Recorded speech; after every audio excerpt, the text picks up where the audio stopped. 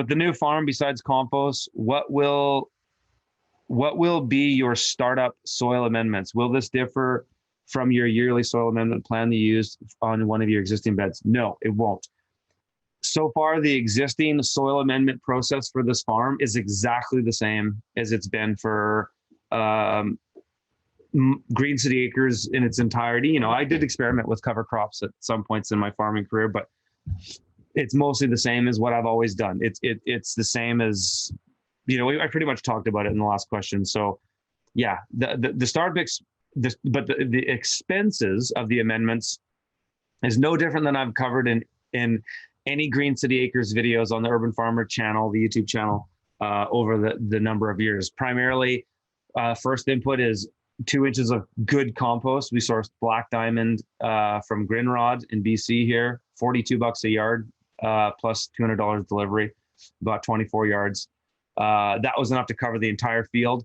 On the first 3 blocks, we had more. We had a solid 2 inches. On the last 2 blocks, I think we had 1.5 inches to 1 inch. But needless to say, they all got a good amount of compost. From there, I will be sprinkling on some of my Sustain fertilizer. Just sprinkling on and raking it in before the crops are planted. Right now, everything is prepped with the compost, watered and tarped.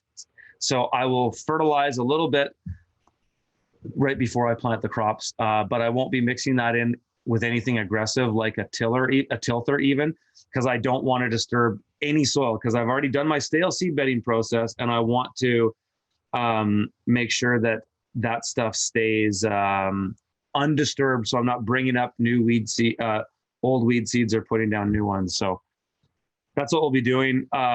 Costs are fairly cheap. You know, I buy these 50-pound bags of Sustain. I use the 824 for the most part, and I get those for, I believe, $40 a bag or something like that. I think I can get